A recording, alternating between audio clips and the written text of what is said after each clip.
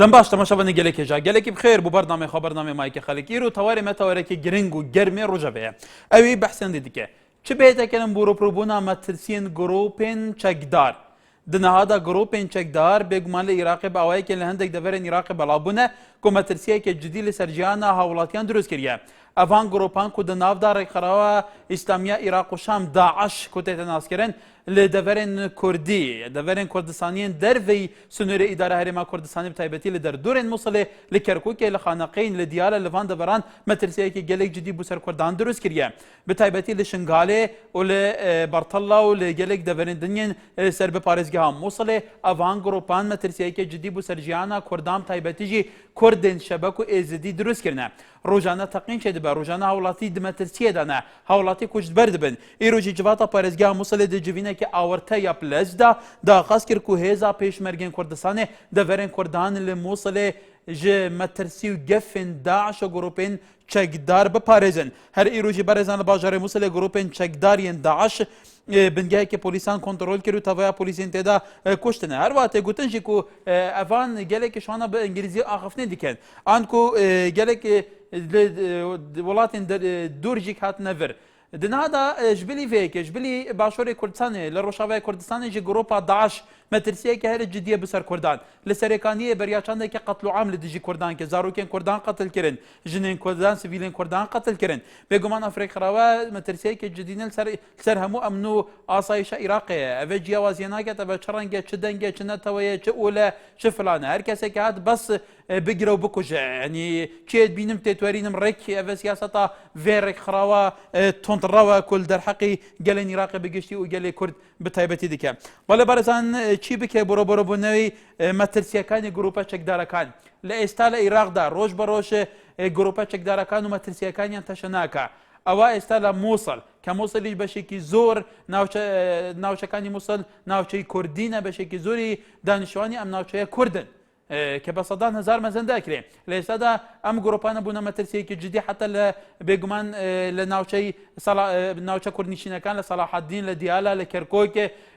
لهمو او ناوچانه که تایستا بسر اداره هریمی کردستان نگرانه توا. چی بی که برو بونوی مترسیه کانی ام گروپانه لکاته که بتایبتی لموصل بپی حواله که لبردی سیمینایه علی زیادت لسه هزار اندامانی ام گروپا چکداران بتایبتی داعش لناوچەکانی مووسڵ بەڵاوبوونەتەوە ئەمڕۆژ بنگەیەکی پۆلیس لە ناو مووسڵ داگیر کردووە و بەشێکی زۆری پۆلیسەکانی ناوبنگەیەکیان کوشتووە بێگومان پێشتریش لە بەرتەڵە و حتا لە ناوچانەی ناوچە کوردیەکان کە کوردی شەبەک و کوردی ئێزدی نەمەترسیەکی زۆر جددیان بۆ سەر ئەم کوردانە هەیە بە تایبەتی لە پێشترا چەند تەقینەوە و بەشێکی گشتی چی بکرێت بوونەوەی مەترسیەکانی ئەم گڕۆپە چەکدارانە بە تایبەتی داعش چی بکرێت کە فعلا مەترسیەکانی کەم بکرێتەوە چی بکرێت کە هەموو کەسێک وریا بێت و شار بێت کە ئەم گڕۆپێکە دەست ناپارێزیێ لە کوشتنی خەڵک لە هەر دین و هەر ڕەنگ و هەر دەنگ و هەر ئیرادێک بێ چی بکە بەڕێوەبوونەوەی مەترسیە جددیەکانی ئەم گروپانە بە تایبەتی کە ئێستا شۆکوی وازانە لە باشووری کوردستانیش لە ڕۆژئاوای کوردستانیش داعش مەترسیەکی زۆر جددیە لەسەر هاوڵاتیانی سیڤیل و قەتڵ و عامکردنی هاوڵاتیانی سیڤیلی کورد بە تایبەتی لە گوندی تلیلیێ لە سەرێکانیە کە پێشتر چەندین هاوڵاتی مناڵ پیر ژن هاوڵاتیانی سیڤیل قەتڵ و عامیان کردووە چی بکێت بۆنەوەی مەترسیەکانی ئەم گروپانە مەلا خزمەتیەوەدان بەڵێ شەمال لە باینجێن فەرموو ئەلو ئەم کاتت باش سەر چاو ئەم کاتت باش برا گەورەکەم بەڵێ کا شەمال هەموو کاتێکت فەرموو وەڵی من تەبارەت بە تەوەری ئەمڕۆتان ئەو خەڵکانەی کە ئێستا پێویستیان بە هێزی پێشمەرگەیە ئەو کەسانی کە ئێستا پێویستیان بە هێزی پێشمەرگەیە و داواکەن هێزی پێشمەرگا بچێ بۆ ئەو ناوچانەی کە ئەم داعش و ئەم تیرۆریستانەی لێ دروست بووە باشە کە تاکو ئەو دەقانی کە پێویستیان بە هێزی پێشمەرگە نەبێ بۆ بیریان ناکەوێتەوە بۆ ئەو کاتانێک کە داوا لە هێزی پێشمەرگە ئەکەن بچن بەهانایانەوە بچن بەهانای ئەو خەڵکانەوە باشە کاتێک کە داوا ئەکەوێتە سەر موچەکاری و نەوت و داهاتی ئەم وڵاتە بۆ کەس هێزی پێشمەرگەی بیر نییە ئایا باشە کاتێک کە هەتاکو نەگاتە تنگانە هێزی پێشمەرگیان بیر نییە نەوتی داهاتی ئەم وڵاتە ئەبەن ئەیفرۆشن سەرۆکی هەرێم و ئەو باشە بۆ کاتێک کەسێک نایەتە جواب کە یەتە سەرەی ئەوە ئەنجا هێزی پێشمەرگیان بیرە هیوادارم بله عباس دوی که ام دمی تباش ما سرکارو دمی همین نارتی باش بله کرم که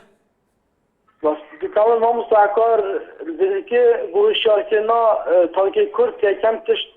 دیدنامه گله گرنگه و این آرتیجی دوید رول خود وی تشتی دا ببینه تو قطابخانه که هشار کنه گو خلق کرد بیت هشار کنه گو صباحی قانعنه بود برانبری چند دلاره که گو صباحی خود خلقی نفس بزاقین تانجی هیرشیب که بسه چونکی اف هیرشانی مثل جدنامت شکل چاواره گریب و چونکی محمور زور باشکرهای تیتا دیدن و گوری زانیاری دخلی کدش پولیس اکی و گود قرارش خاره هاتش بغدا و ام نه بجنه پولیس او هیز داعش گول ناف محموره تینو چند بردام و روبروی پولیس عراق دن لورا زید اولی که همی هر دم هیز پشمگت آمازه باشیه دابن و باعث آکره کرم که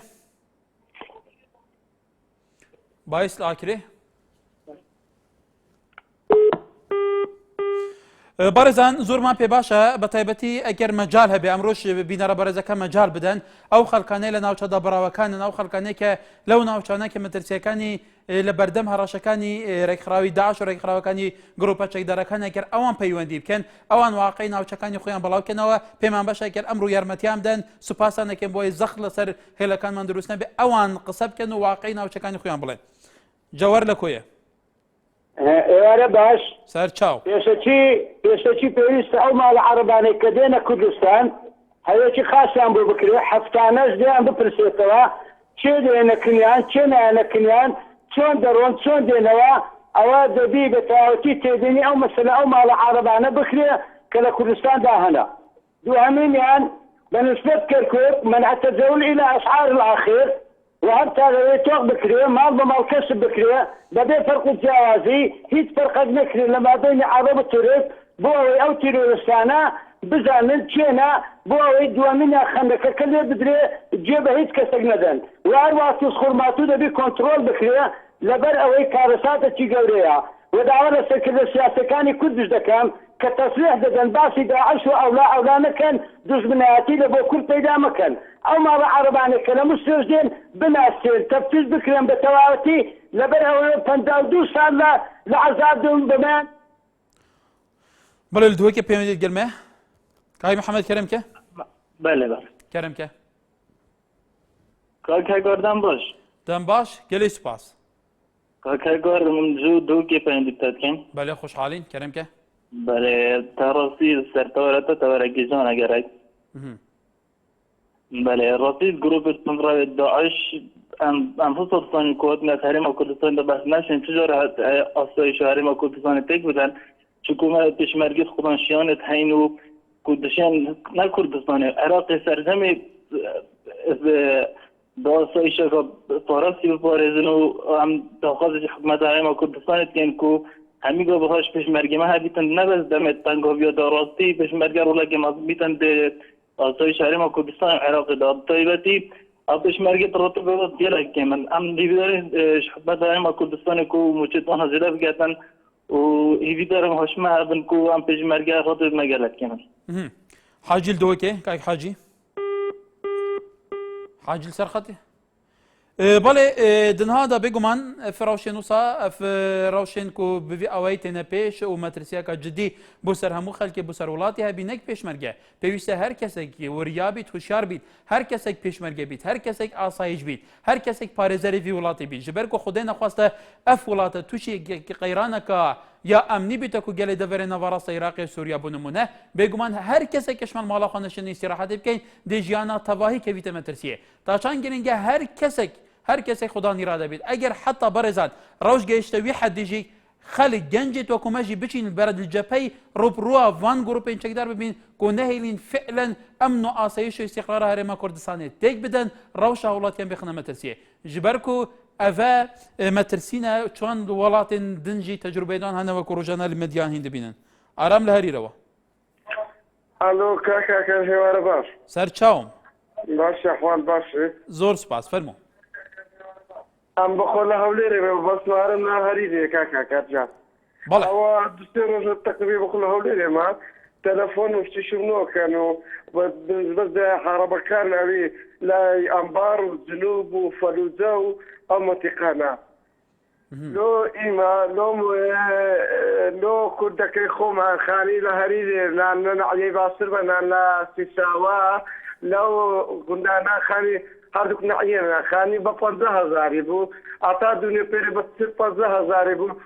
خانی ڕۆی ڕۆژێت 7,000 لۆ 7 وەرەقە 8 وەرەقەی بۆ لەبەرچی ئەوەندە گران بووە بەڕێ لەبەرچی ئەگە کاتەکەم بۆ زیاتر لۆتڕۆن و شی ئەواکەم و کاک ئارامجان باڵێ فەرموو بەست کاک ئارام بڕکە مەچارم دەیە بۆ برای عرب لە چی دەڕادێ لە فەلوجەی ڕادێ لە جنوبی ڕادێ لە خوار بەغدای ڕادێ بشی مسلمانە ئیسلامیە سێتا شەو پێشێ بەڵێ قاسم لەو لێرەوە فەرموو ئەو کاتت باش هەموو کاتێکت تەوەکەت زۆر جوانە بەوە لەگەڵ بارودۆخەتە کات زۆر بە تەواوی دەگونجێ بەڕێز کاتی ئەوە هاتووە کورد خۆی یەکلایی بکاتەوە دۆخەکە لەبارە بۆ جوڵاندنی هێزی پێشمەرگە ئەگەر لایەنەکان بەڕاستی باوەڕیان بەو ناوچانە هەیە کە کوردستانیە ئەگە باوەڕیشان پێ نییە باوازی لێ بدەن بۆ دانووسان خاڵێکی تر کورد نەچێ بۆ دانووسان لە بەغدا تاکو و بەغدا ڕەزامەندی تەواو نەدا لەبارەی ئەمنیەوە کورد بێتە ئەو ناوچانە پاشان کورد دەبێ ئەوە بزانێ هیچ لایەنێکی عەرەبی باوەڕی بە دەستور نییە و بەتەمای دەستور بێ مافەکانی ڕۆیە خاڵێکی تر چاودێریکردنیەکی وەردی ئەو عەرەبانەی ڕویان لە کوردستان کردووە ڕێژەیەکی زۆریان کە سوکاری ئەو چەکدارانن خاڵی گرنگترن لە هەموو خاڵەکان بەڕای من پیاوانی ئاینی کاتی ئەو هاتیە بکەونە خۆ کە دیفاعکردن لە کوردستان جیهادی تەواوە نەک دیفاع لە عەرەب بەڵێ هەردی لە کەرکووکەوە کاک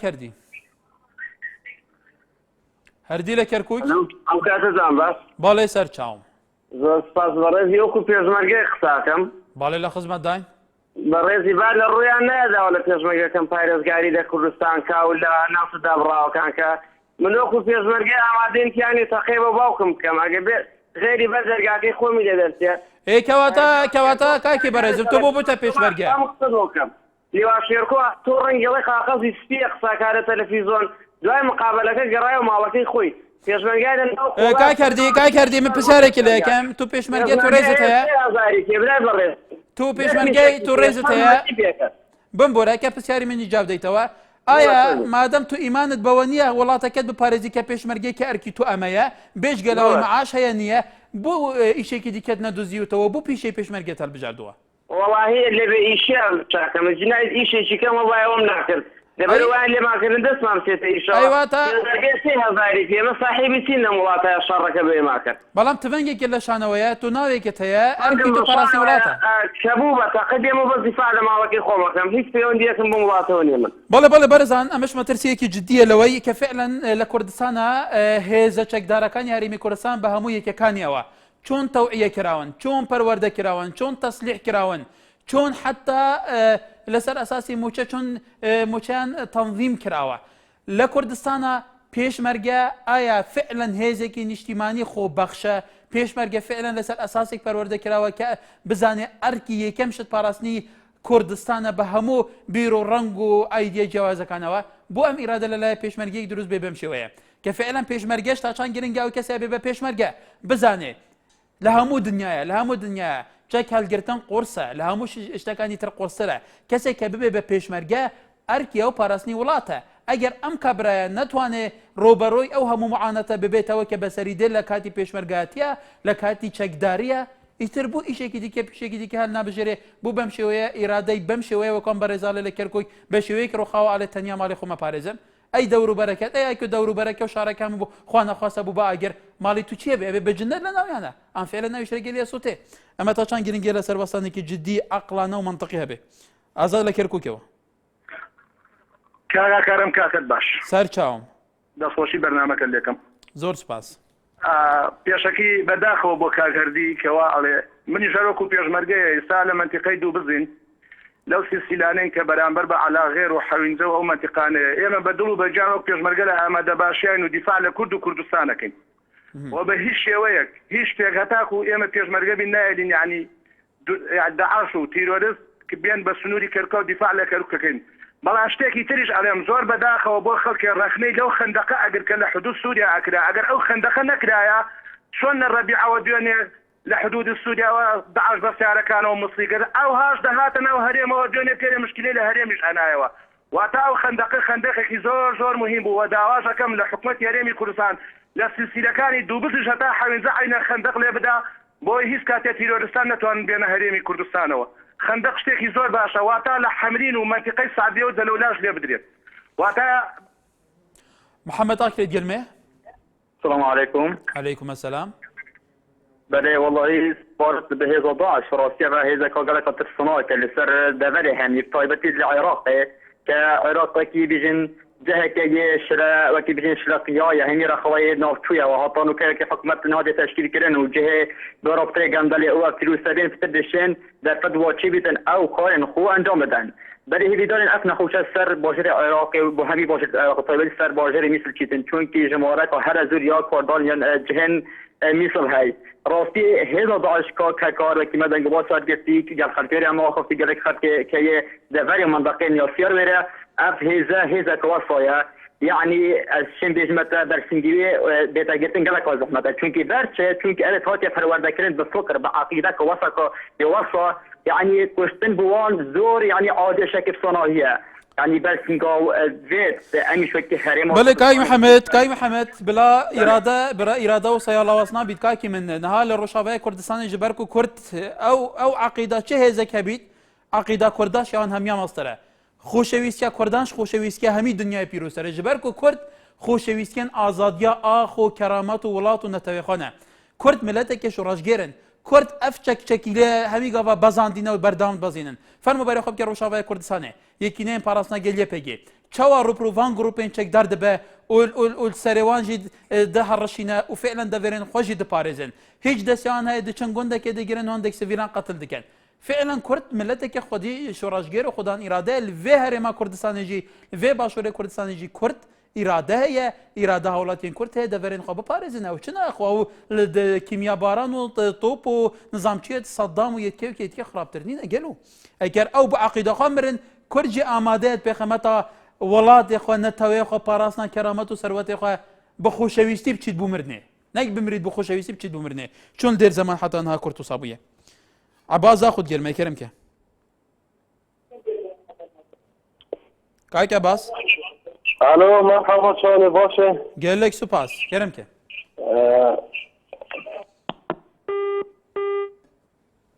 هیوالا رانیا کا کیوا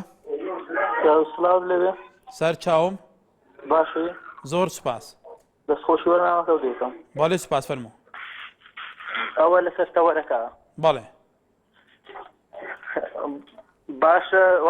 زور گونه پیشمرگان بسن لوی شرط کن اواني مسؤولة بالا برسكان جار لسري رش دانش نو بس سيري او وضعب كان بالا هذا من دمي وزور سباس بالا كمان قاله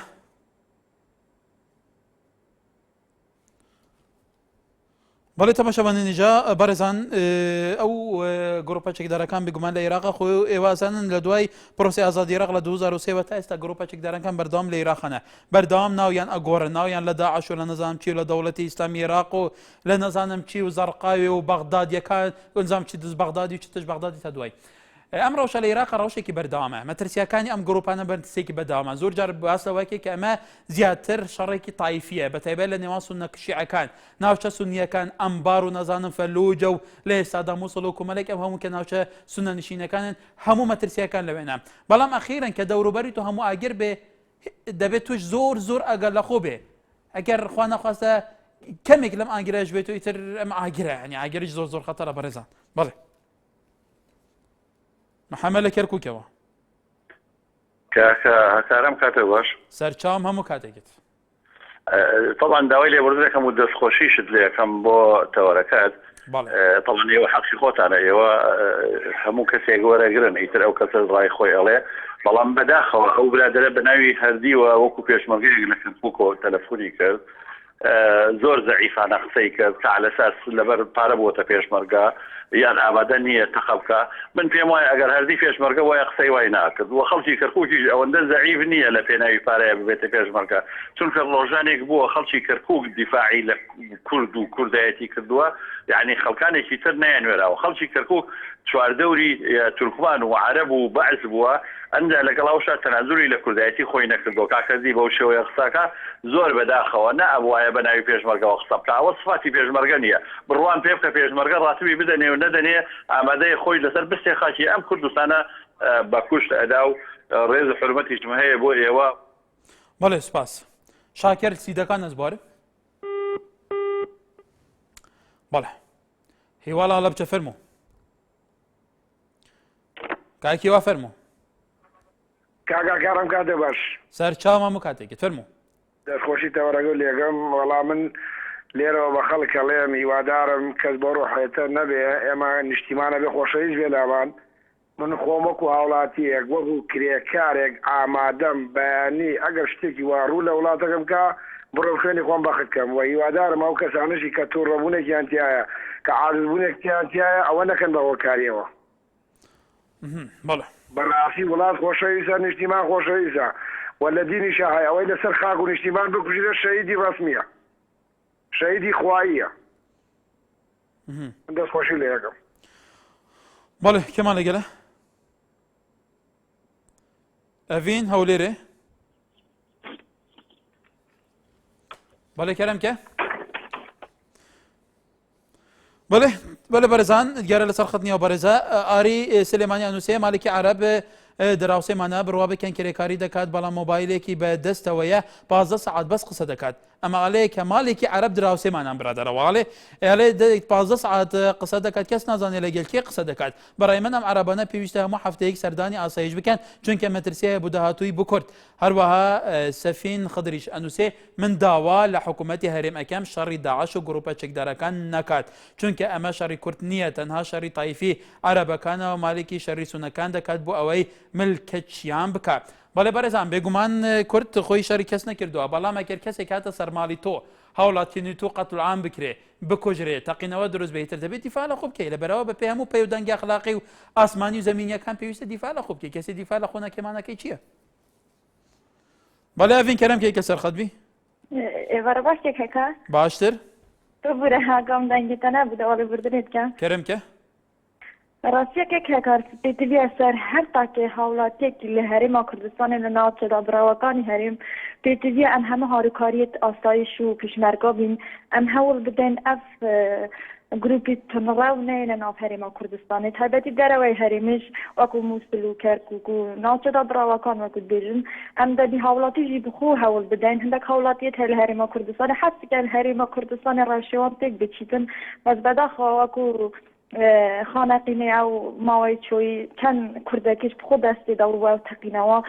هیوادارم ئەو کوردانەش هەوڵ بدەن هەرێما کوردستانی ئاسایش قووەتر بیتن نەخراب ببیتن چکو زۆر نەخۆشە مرۆڤ دەبی هەوڵ بدە هەوڵاتی نە پێشمەرگە و ئاسایش دەستخۆشیێژی هەموو پێشمەرگە و ئاسایشت کەم هەرێما کوردستانی ڕاستی گەلک پێتویە هەموو کەسێکێتە بەڵێ بێگومان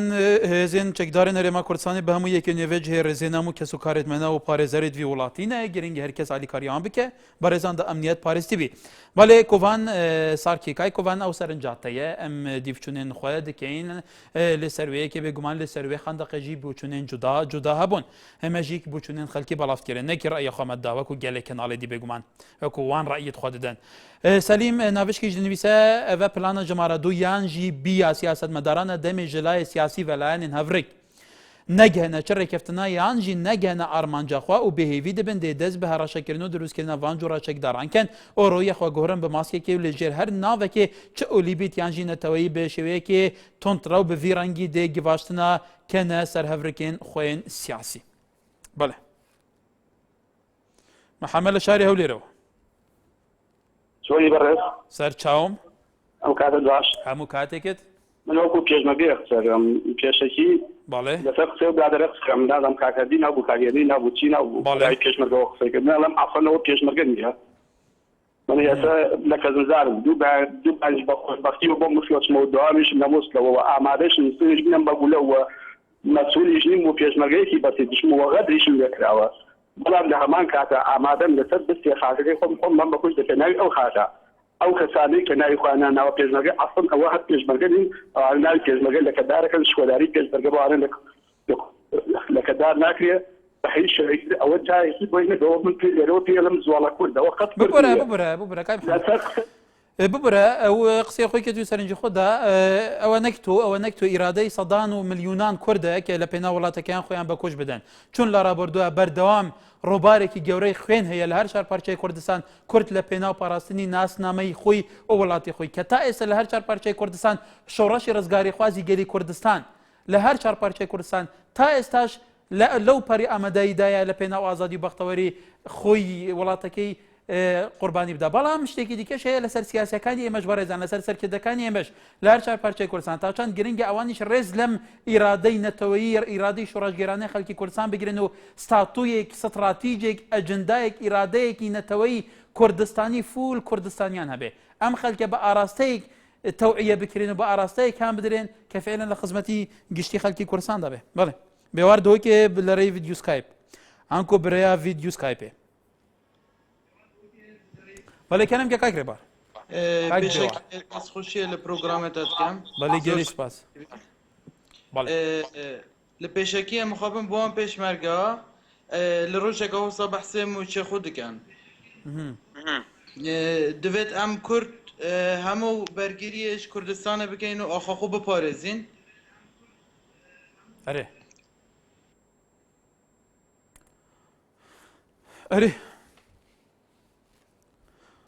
بەڵێ بەرزان لە سەرتۆری کۆمەڵاتی ئالانی ئەلند ئەنووسێت کە پێویستە حکوومەتی هەرێم زۆر ژیرانە مامەڵە لەگەل ئەم ڕەوشە بکە چونکە ئەمە شەڕی سونە و شیعەیە و قەت کوتایی نایەت من وەکی ئالانی ئەلند پێم باشە کورد تەنها بەرگری کار بێت نەکی هێرشبەر ئەو سیاسەتە تاکراوی مالکیە عێراق بەرەو جەنگێکی تایفیە بە هەروەها ئازاد جاویش ئەنووسێ ینی من نازانم ئەو خەلکە و یا هەموو لایەنەکان گاڵتە بە عەقڵی خەڵکێکن یان ئەو خەلکە شایەنی ئەوەیە ئێمە سەرباری ئەو هەموو چەک و پێشمەرگە و هەموو شتێکینیانی چی ئەی ئەگەر نازانن جیبەجی بکەن چی بکەن حکوومەتی هەرێم ئەوە یان بدەن بە دەست خۆمان تا ئێمە ئەوە بکەن کە پێویستە هەروها ڕێبار حەسەنیش ئەنووسێ بەڕێزان ئەمە لە سەرتوری کۆمەڵاتی پێیجێنارتی بێگوان ئێوەش ئەتوانن سەردانی بکەن ئەنووسێ کە پێویستە سەرەتا ئەو کەسانە لە ناو ببرێن کە لە ناو کوردستان خەڵک بۆ داعش بەرهەم دەهێنن پاشان سنوورەکانی کوردستان کۆنتڕۆڵ بکەن کاک سەرتی فەرموو ئەم کاتەوە باشکاکی من دەستی خۆش بێ سەر چاوم تەوەرەکانی تۆ سافیرەیەکی ئینجارە بۆ ئاگادارکردنەوەی ئێمە لە مەترسیەکانی دەرەکی و ناوەکی پێویستە ئێمە هەمومان خاوەن ئینتیما و وەلای قەومی بین هەر هەمومان پێشمەرگە و ئاسایش و پۆلیس بین بۆ پاراستنی ئەم ئەزمۆن و دەستکەوتە و ئەم ئەزمۆن و دەستکەوتە بەکەم تەماشان نەکەین هەمومان پارێزەری بین لە هەڕەشەکانی داعش بۆ سەر هەرێمی کوردستان کە ئەزانین لە کوردستانی ڕۆژاوا ماوەیەکە چی بە ماڵ و مناڵ و خێزانی کوردستانەکە من پێم خۆشە لە خانەقینەوە حکوومەتی هەرێمی کوردستان خەندەقێک لێ بدا پاسنجار و شێخان و بەرسەلا کە بەڕاستی بۆ پاراستنی وەکو حزامێکی ئەمنی بۆ پاراستنی حکوومەتی هەرێمی کوردستان برای بەڕێزم پێویستە ئێمە هەمومان خاوەن یەکتریمان خۆش بیەوە ئەم ئەزمۆنەمان خۆش بێ بۆ هەمومان چاوکراوە بین لە ئاس خۆمانەوە پۆلیس و ئاسایش بین هەر نامۆیەک و خەڵکانێکی دەرەکی ئەبینین ئازە ئەمنیەکانی لێ ئاگادار بکەینەوە بۆ ئەوەی تووشی جێرە و گرفت و ماڵێرانی نەبین وەکو ئەوەی کە ناوچەکان و مسەلەت کارزان لە مەخموورەوە کای کارزان فەرموو سەر چاوم بەڵێ کاکەکان بەڵێ من دەمەوێت لەسەر دوو خاڵ لەسەر منتیقەی مەخموور وەکو هاوڵاتی خەرکی مەخموور قسە بکەم یەکەمیان لە سەیتەرەکانی مەخموور لە هەندێک سەیتەرە جگە لە سەیتەرەکانی ئاسایش هەندێک کارمەندی حارەبیان دانایە لە ناو سەیتەرەکان ناو مەخموورە کە دەچی دەڵێ سەلام عەلەیکم الله وسهلا شلونك بنێ جایونێن تۆ ینی بە عەرەبی قسەی دەکات ینی مانایەکی نییە ئەو سەیتەرەیە ینی هیچ مانایەکی نییە لە جێیەکی زۆر حەساسە ناڵێم هەموو عەرەبەک هەموو خراپە بەڵام ئەو عەرەبە شانی ئەو جێگایە نییە کە دایانێ بەرپرسەکان بخۆشیان دەزانن لە چ جێگایەکە کە من ئێستا دەرێم دووەمن حەز دەکەم شتێکی زۆر گرنگ باز بکەم دوێنێ کە شەڕ بووە لە مەنتیقەی عەرەب پێدرێن مەنتیقەی کوردی لە سێ سەرباز سێ عەراقی شهید بوونە لەوێ هەر سێ سەربازی کورد بوونەوانە باوکم هەدی ئەمانە چنە ئەمانە کورد خۆ عەرەب نەبوون ئەمە شەڕی کوردە فەوزی یەک لە مەخموور بەڵێ یەکای کارزان لەسەر خەت بمێنێتەوە بەڵێ بڵێ کای کارزان ڕاوشی مەخمۆر لە ئێستادا چوونە ڕاوشی مەخمۆر وەکو زۆر دوێنێش پێما بۆ لە مەخمۆر برادێک پەیوەندی کرد ئەڵێ سیارەکانی داعش من خۆم بە چاوی خۆم بینیەوە بازادی هاتوو چایکەن ڕاوشی ئەمنیا و ناوچەیە چوونە بەتاکید ئەو برادرم نازانم چیە بەڵام خەرچی مەخموری بە هەموو نەوحاگ دەزانن پۆل دادەنیشن باسی ئەم مۆزوع دەکەن باسی ئەوە ناکەن ئەڵێ چۆنە وەزنی مەخمور ئەرێ فلان ئەی هێزەکانی پێشمەرگە ئاسایش خەڵکی ناوچەکە بەڵێ هێزی پێشمەرگەی لێیە هێزی ئاسایشی لێیە بەڵام هەر ئەوەندە دەتوانن خەڵکی مەخمور و پارێزن جاتە ناتان لە من دەرەی مەخمور هیچ بن وەکو خەڵکێک دیتی خەڵکی گوندەکان دەیانبینی بە ئاشکرا دەسوڕێنەوە لە 10 سیارە تاکو 15 سیارە یعنی بۆ بەڵگە هەنە ئەمانە بەڵام وەکو ئەمنێ لەخوا بەجارێ باشە بەڵام ئەوەی ئەمە تێی بگەین وەکو خەڵکی مەخمورین کە قەدیم لە مەخمورین زۆر خلاتر دەرێ یعنی ئەو شەڕەت توول دەچێنی یعنی بەڕاستی بەڵێ کای کارزان سوپاس بۆ سەرنجی تۆ بەڕێزان دوای ئەم ناوبەڕە بەردەوامە بم بەڵێ بەرزان دووبارە سەڵاف لە بەشی یەکەمی بەردەوامەکەمدا بێگومان وەکوی واگادارن باس لەوەی کرێت کە فعلا کورچی بکرێت کە ڕوبەڕەوەی ئەو مەترسیانە بێتەوە ئەمە وەکو زۆر چاودێر ئەڵێ لە واقعیشە بێگومان کەم تا زۆر هەمومان ئەبینین هەرێکمان نەزڕێکمان هەیە لەسەری ئەو شەڕی گرۆپە چەکدارەکان ئەکرێت زیاتر ڕەهەندێکی تایفیان وەرگرتووە ئەم ڕەهەندە تایفیە بێگومان زۆر جارڵێن ئەجندای دەرەکی لە پشتەوەیە دەعمی دەرەکی لە پشتەوەیە ئەو دەعمە دەرەکێش لەلایەن چەند جەمسەرێکەوە بەڕێوە ئەبرێ جەمسەری ئەوانەیە کە زۆر جارڵێن دەعمی سونەئەکە ئەن سونەگەرایی شیعەگەراییەکە زیاتر ئەم ڕەهەندانە لە سەرزاڵن کە ئەم شەڕی لە عێراقە شەڕی گرۆپە چەکدارەکان لە ڕۆژەفدایە لە هەرێمی کوردستانیش خۆشبەختانە لە ئێستادا تا ئێستا هەرێمێکی پارێزەرەوە لە ڕووی ئەمنیەوە هەرچەندە زۆر هەولیش داوە ڕەوشی ئەمنی هەرێمی کوردستان تێک بدرێ بەڵام خەڵکی کوردستان کە هەمویان وشارن و هێزە چەکدارەکانی هەرێمی کوردستان بە هەموو یەکەکانەوە بە هێزی پێشمەرگە و ئاسایش و پۆلیسەوە هێزەکانی ترەوە بێگومان هەمووی لە ئامادە بەشیدان بەڵام چی بگێت کە فعلا ڕەوشی هەرێمی کوردستان بە تەواوەتی لە ژێر کۆنتڕۆڵدا بێ بە تایبەتی ئەو ناوچە کوردیانەی کە کەونە دەرەوەی سنووری حکوومەتی ئیدارەی حکوومەتی هەرێمی کوردستان کە بێگومان ئەویش کوردن ناوچەکانیشیان ناوچەی کوردیە و خاکی کوردستانە بیلا لە شارە زۆر باشی بەڕێزم سەرچاوم وەڵام من بۆ بەڕێزانەی کارم کردیان بە خۆزا لەسەرەوە خەندەقە سعات پێنجی ئێوارانە هاتنە دەرەوە پێنجێ کرد ئەیان کرد بە خۆزا لە بەردەمە ئەعلامەکان ئەیان و خەندەق نادەلێدرێت و نازانچی خۆی کێوەکە ئێواران کەسێن کە کاتیان بە خۆی حەج لە هاتنە دەرەوە هەیە ئەوانی شتیانەڵەن بۆ برادرانێکیان کرد بە خۆزا لەسەر خەندەقانە بۆ ناڕۆ لە شوێنی خەندەقەکان لێ بوەستن کە کردیان بە خۆزا جا من داواکەم لەو خەڵکانە دەست بخەنە سیاسەتی حەکیمانەی سەرۆک بارزانانی و ئەوە بەڵێ کاک بیلال ئەو ناوچە دابڕاوانش بە بێدەم و بەبێ پیشەکتەقان ئەگەڕێنێتەوە وەسە هەرێمی کوردستان جا من داوا ئەکەم لەوانەی کە یانەیە هەرێمی کوردستان تێکبەن و دەستخەنە سیاسەتی حەکیمانەی سەرۆک بەرزانی و وازدێنن بەبێ پیشەکتەقان ناوچە دابڕاوەکان ئەگەڕێنێتەوە پێویست ناکا بڵێ ئەم لای لێ بگرە ئەو لای لێ بگرە ئەو سەری لێ بگرە ئەوە سیاسەتی حەکیمی سەرۆک بەرزانیە دڵنیا بن 50 ساڵی تر ئەو قسەی من نیەتە دی ئەو سیاسەتەی جێبەجێ ئەکرێت هەنی دوای 50 ساڵی تر عمر لە کێرکووکێ کاک عمر ئەم کاتت باش سەرچاوم ئێمەی ملەتی کورد هەمومان پێویستە لەسەر شارمان هەر هەمومان هەر یەکێ لە ئێمە پێشمەرگە بێ لە ئاستی خۆیەوە ئاسایش بێ لە ئاستی خۆیەوە ئێستا من خۆم بە یەکێکی ئەندانی ئاسایش دانێم و کارمەندیم لە ئاسایش خۆم بە پێشمەرگی لەدانێم کارمەندیم لە وزارەتی پێشمەرگە هەر هەمومان پێشمەرگەین هەمومان ئاسایشین هەمومان کوردستانم ئەپەرستین نەک بەسەر پارێزین ئێمە خۆشەویستی کوردستانین هەر هەمومان ئەبێ هەوڵ بدەین لە پێناوی ئەم خاکەیە ئەم خاکەمان چۆن پێشمەرگە کۆنە دێرینەکان پاراستویانە لەسەر شانی ئێمەش پێویستە ئەو هادی پارێزین و هەر هەمومان خۆشەویستی نیشتمانەکەمان پێش مناڵەکانمان نیشتمانەکەمان خۆش بێ پێویستە هەمومان پێشمەرگە بین هەمومان ئاسایش بین هەمومان پۆلیس بین هەمومان ئەم خاکە شیرینەمان بپارێزین دەستخۆشی شردی یەکەم و داواز لەو کەسانەی یەکەم کە ئەوت خەندەقی شەرمەزاریە داواز وەڵێ ملت دووەکێت گەرمەیە کەلتۆنی باشی گەلەی سوپاس بەس دەستم پرسیارێکەیە بەلێ بجێت دادبەست بەچە چ فەرقەوانە ئەڤێنی سر بێنە گوشتن ئەو پێشمەرگە عیالیش بەشتەدا بمری تۆ ڕازی دیکەن سوپاس ئازاد کەلار کاک ئازاد فەرموو وەڵامێ بەژاری بەرنامەکە بکەم بەڵێ خۆشحاڵین فەرموو چاوەکەم بەڵێ دەستخۆشیتان لێەکەم بۆ ئەم بەرنامە جوانە داتان نا من داوا ئەکەم پێشمەرگە ئیتر بچێ ناوچە دابڕاوەکان بگرێت چاوەڕێی هیچ شتێتر نەکا ئەمە ناکرێ. بەڵێ هەموو کاتێ هەر گاڵتە بە ملەتی کورد بکەن چەنای چەند ساڵە ئەمە حاڵ عەرەبە وەل کووردا. بەڵێ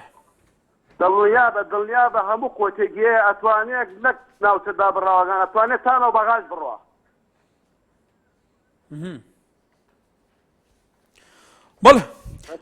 بەڵێ سپاس بۆ تۆ کورت و تەنی ئێمە تەماحمە لە بستێکی خاکی هیچ کەسێک نییە، بەڵام بستی خاکی خوشمان بە هەموو دنیا ناگۆڕین. کورد لە دێر زەمانەوە تا ئێستا تەمۆحی داگیرکردنی وڵاتێک نییە، بەڵام خەڵک دێت نەتەوەکانی دەوروبەر دێن ئەم خاکە بە زۆر داگیرەکەن. ئازاد ئارام کایک ئارام کەرم کە ئەلێواری باشتر بەڵێ پێشەیەکە دەستخۆشی پێشمەرگەی ئەو پێشمەرگەی بێ موچە و بێ پێداویستی via درێگری لە تیرۆسەکرد نەک دەستخۆشی بووان بەرپرسێت وەزارەتێدا نە دەستخۆشی بوو بەرپرسێن وان شورتا نظام عقید و پلەچیا چونکو ئەو تنێ لە دەمێ شەڕا لە ماڵێن خۆنە لە پشتینە دەمێ هەلکەفتەوە پێشکەفتنەوە ئاهەنگال پێشیێنە بەڵێ ویا پێویستە چ بکەن پێداویستین وان پێشمەرگەی پێداویستین هێزا خۆ چونکو ئەمید بینن خودی گلک آسین تو خارگوتی حتی ما هکریک بید جاره که بید من ربعی دا بید ما ببین و ببین چک و آمدنه چون ما چی تشنی کم پیدا روانیش خوب بکن پیداوستین وان آمده کن نه کما بچین جه که کن کنیاشی تشتکی بخو بکن هاوی هیویا خودی و اما پیشمرگه تشتکی دیگه نه که برترسین بلند دست خوشی بوان پیشمرگاک که آوا بجا حتی نکبلا تشتکی بوی پیشمرگی بکن موچه که باش آمد تشتین باش فرایدو مالا گله ئەم کارت باشکار سەر چاوم ئەلو بەڵێ گای فڕێدۆم فەرموو وەڵام میست لە بەرنامەکە بەشدار بووم ئێمە خۆشحاڵین فەرموو ئەلو بەڵێ جێم لێتە فەرموو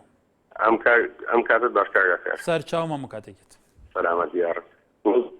بەنسبەت دەم تەوەری تۆ ئیتر حەزەکەین کورد هەمووی یەک هەڵوێز بێ بەڵێ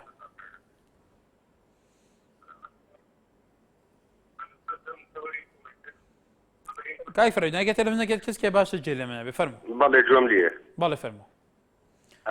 يتر بالنسبة للعرب شو والله هي غدر عرب يعني يوم هم حتى كردستان وأغوار رجلي ليه كده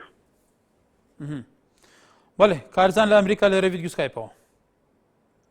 او کاتت باش برز سر چاوم کاچی برا من دەستخۆشی لە بەرنامەکەی جەنابتەکەم بەڵام من نامێ بەڕاستی تەورەکە زیاتر درێژ بکەمەوە تەنها ئاماژە بە سێ خاڵەکەم قسەکانی برادەران بەشێکی زۆری لەگەڵ بووم لەسەر مەسەلەی تا چەند کورد لەسەر مەسەلە نەتەوەیەکان و بەرژەوەندەکانی گەلی کورد و پاراستنی خاک و نیشتیمان سەدەکرێ بەڕاستی هەموو ئەوانەوان کوردایەتی تەنها بۆ حیزبەکان کوردایەتی پاراستنی خاک و وڵات و ناموسی کوردە بەڵام من ئاماژە بە سێ خاڵەکەم خاڵی یەکەمیان ئەوەیە کە پێویستە مامۆستایانی ئاینی لەسەر مینبەرەکان هەڵوێستێکی دیار و ئاشکرایان هەبێت کە ئایا تا چەند ئەو گروپانە نوێنەرایەتی ئیسلامەکان ئەگەر ئەوە ڕوون بکرێتەوە بۆ خەڵک خەڵکیش مناڵی نانێرێت و خەڵکیش هەر ناخەڵەتێ بچێت لە ڕێزی ئەو گروپانەوە کاری تیرۆریستی ئەنجام بدات و لە پێناوی خوددا هەست بکات لە پێناوی خوددا ئەو کار دەکرێت هەست دەکەم تۆزێک ناڕوونی هەیە و تۆزێک بێدەنجی هەیە لەو ناحەیەوە لایەنی دووەم حیزبە ئیسلامیەکان ئەگەرەمە قسەکانی خۆ بگای کارزان بەڵێ قسەکانی خۆ تاواکێ کای کارزان فەرموو بەڵێ لایەنی دووەم ئەوەیە کە حیزبە ئیسلامیەکان تا ئێستا هەڵوێستێکی ڕوون و ئاشکرایان نییە کە بە ئاشکرا قەتڵ و عام و کوشتنی خەڵکی کورد ئەوەی کە لە سووریا و لە ڕۆژئاوای کوردستانەوە ڕوودەداتن ڕاستتر بڵێم ڕۆژئاوای کوردستان کە ڕوودەدا ئەوەیە کە بەسەر ئێمە دێ ئەوە تا بە دەرگای ئێمەی گرتووە لایەنی سێمیان ئەوەیە کە بەڕێزێک پێش ئێستا فترەیەک پێش ئێستا باسی لە شتێک کرد کە هێزەکانی داعش دە 15 سیارەیان لە مەخمورەوە دەسوڕێنەوە ئایا ئەوە پێویستە لێکۆڵینەوە بکرێ لە هێزە ئەمنیەکانی ئەو ناوچەیە ئەوە مانای چییە تۆ بڵێ زۆرێک لە هەمەهانجی هەبێتن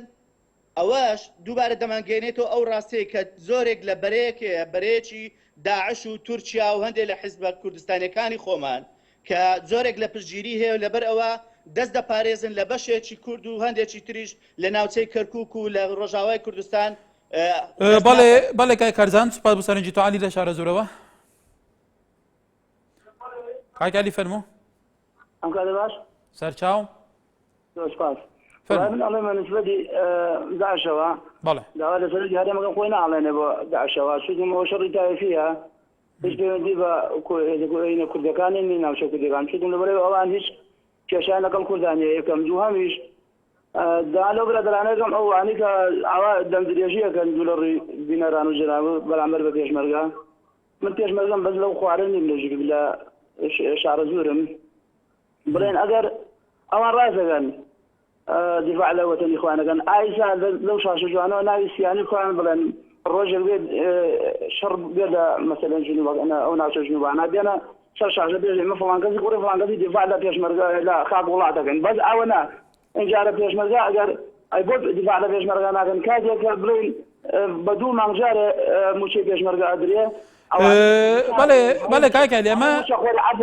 هەموو وشەخۆری ئەگەر یارمەتیم دەی ئەمە ڕەبتی نییە پاراستنی وڵات پاراستنی کەرامەتی وڵات پاراستنی سەروەری وڵات ئاسایشی وڵات ئەمەش ڕەبت بکرێتەوە بەوەی کە موچە یەکێ موچە نییە کێ فلان حزبە کێ بێڤان حزبە ئەو کاتە ڕووی ڕاستەقینەی شۆڕژگەرەکان وڵات پارێزەکان دەرەکەوێ لە هەموو دنیا ئەمە هەیە هەر وڵاتی بکەوێتە ژێر مەترسیە ڕوولەکانی دەبێ بیپارێزن ئەم وڵاتای کە مەترسیە بێن من و تو لە ماڵی خۆمانەوە چوون بە مەرتاحی دانیشین ئەمە ڕەبت هەیە بە ئیرادەی ئینسانی ئیرادەی نەتەوەیی ئیرادەی نیشتمانی خەڵکی کوردستانەوە فعلا کەم تا زۆر ئەمە چاودێرەکان ئەڵێن هەیمەنەی حزب و سوڵتەی حزب هەیە لەسەر هێزی پێشمەرگە هێزە چەکدارەکان حتا کۆمەڵێک هەیە بەرپرس کۆمەڵێکی تر هەیە وەکو ئاڵێن زۆر جار ئاڵێن بندیوار کە بەبێ هیچ ڕۆژێک ئەزێتێکیان کێشا بێ ڕۆژێک یەکی فیشێکێکیان بکورداتی تاقان بێ لەوانە هەیە پێچەوانەش کرد دەبێ بارەزان ئێستاش لەسەر حسابی پێشمەرگە وەزارە متەقاعدن و بە معزەزی مکەڕێماژین بەڵام ئەوە هەمووی ناچێتە ئەو چارچەوەی کە وڵاتی تۆڕ و بەڕووی مەترسیەکی جدی بێتەوە ئەو هەموو شتانێ بێتە بەرچاو ئەم وڵاتە پاراستنی ئەم وڵاتە ئەرکی سەرشانی هەموو تاکیەکانی وڵاتە لەبەرەوە خواستە وڵاتە پارێزراو نەبێ کەی لە ئێمە توانین بە ئیستیراحەت لە وڵاتە ئەژین دیار دیانە السلام علیکم عەلەیکوم ئەسسەلام باشی برا گەلێک سوپاس کەرم کە سەبارە پێشمەرگەی برا ئەم خواستین دەهێناکێ بۆ خەوین کەرم کە والله برا مفلسیه ام نزاد چاو بگاه بچین چین کرکی که چین افعاد شرلی ام نزاد چین چوا از قبل سپیرتی ما پشمرگه ما باز 2000 من باز 2000 من از قبل چپکم راتب نینه ئەی عیتادێتە چاوایە چەک و تڤەنگ و عیتاتیە چاوایە هەمی درستن هەمیە درستە و ڕاتب نینە و 2000 من ئازگای چ بکەم مکۆژنەل با تەلەفۆنێ ئەوە تەلەفۆنای پیە بەس ئەگەر وڵاتێتە ڕاستی مەترسیە بوو تۆ ئامادەی بپارێزی بەڵێ وڵاتێتە مەترسی سەر هەبوو دێپارێزی ئەرێ وڵا دێپارێزم و خوینەخوا سارێزم بۆ پیرم نێ سەر چون هایدە سەر تەمام ئیرادا نیشتیمان پەروەریە vەیە پارە هەیە ڕۆژێکی نییە فعلا جی بەڕێزان تاچان گرنگە وەزارەتە پێشمەرگە موچە پێشمەرگە دابیم کە ژبەر و هێزین چەکدار ڕێز و تەقدیر هەنە ڕۆژاکە وزای بەرتەنگ دەیاڵە کەواتە ئەرکێوان یە گرنگە یە هەستیارە چاوە گرنگە ئیمتیازاتی توان ژێت باش بن عەبدوڵا لە پیرەمەگرونەوە ئەو کابەت باش سەر چاومە هەموو کاتێک بەڕێزی وەڵام من وەکو پێشمەرگەیەکی دێرین ئەگەر کاتی خۆی پێشمەرگە بە نانەڕەق شەڕی ئەکرد دیفاعی لە خاک وڵاتی دەکرد تا ئامادەم بچم لە زەبەل عەمرین غەندەکێدا قاسم ببەستمەوە تا دواترۆکی خوێن دیفاع لە خاک وڵاتەکەی بکەم بەڵام بەداخەوە پێشمەرگەی ئێستا زۆربەی لە سەتا دەی نەبێ ئەوی کە پێشمەرگەی پارەیە پێشمەرگەی دیفاعی نییە لە سەتا وەکو ئەو برایاتی من دیفاع لە ماڵەکەی خۆم دەکەم زۆر عیبە و سەیەکردە شانی ئەو برایە ئەی بۆچی سەیەکردە شانی کە دیفاع لە خاک وڵاتەکەی نەکا پێویستە لە زەبەل عەمرینەوە هەتاک و بەدرەجستان و سەعدیە خەندەکەشی لێدەن وەکو خەندەکەی ئەوراکە دەن و خەندەکی شەرم لەولاشەوە تەرسیازێکی لێدەن و کارەبان خەنە سەرێ نەوەڵ بستێک لە خاشی وڵات ناحەزان بێت داگیری بکاتەوە بەڵێ سپاس بۆ تۆ بەڵێ بەرزانەوە سەرنجی خەڵکی کوردستان بوو لەسەر چۆنیەتی ڕۆبەڕۆبوونەوەی گروپە چەکدارەکان هەمویان هاوڕا بوون لەسەرەوە زۆربەیان بێگومان بۆ چونی جیاواسە بوو بەڵام کەم بۆ لەسەر ئەوە هاوڕا بوون کە فێلەن ئەم وڵاتە دەبێت بپارێزرێ ئەم وڵاتە وڵاتی کوردانە ئەم وڵاتە میراتگیری ملیونان شۆڕەشگێر و بەرخودانی کوردەکانە بوو ئێمەی ماوەتەوە گرنگە ئێمەش ئەم وڵاتە بپارێزین ئەم ناسنامەیە بپارێزین کەواتە ئەرکی پاراستنی وڵات ئەرکی هەموو لایەنەکانە بە تایبەتتر ئەرکی ئەوانەیە ئەو بەڕێزانەیە ئەو پێشمەرگە قارەمانەیە کە ئێستا چەکیان لەشانە هێزە چەکدارەکانی کوردستان کە دەبێت ئەمە هەموو کاتێک جێگەی ڕێز بێ و ئەرکی ڕاستەقینەی ئەو بەرپرسانەیە کە ئەم هەرێمە بەڕێوە ئەبن تا چەند گرنگە عەق بە مەنتەق بە عەقلانیەت بە سیاسەتێکی حەکیمانە هەوڵ بدەن لە چارچەوەی ئەو سیراع تایفە تێوە نەگڵن کە لە عێراق هەیە لە هەمان کاتیشدا بتوانن ناوچەکانی خۆیان بپارێزن هاوڵاتیانی کورد لە دەستی ئەو مەترسیانە بپارێزن بەهەرحاڵ میویدارین سەرنجا خەڵکی کوردستانی بتەوای بالین بەرپرس گەیشت بیت گەلو ئەف وڵاتە وڵاتی مەهەمیانە ئاخا مەهەمیانە ناسنە مەهەمیامەیەکی کەواتە ئەرکێ پاراستنە وڵاتی ئەرکی مەهەمیایە لێش هەمیا گرنگتر هێزن چەکدارن هەرێما کوردستانی تایبەت هێزا پێشمەرگین کوردستانی تا چەند گرنگە ئەف ڕوژەل پێشەوێت بەرپرسا بیت بەرپرسێت هەرێمێک و ئیمتیازات و موچە و حالێ پێشمەرگە حتا ئەیتا دەویژی گەلێک باشکەن ji بۆ و بەرسینگە ڕۆژێکە وسا بگریت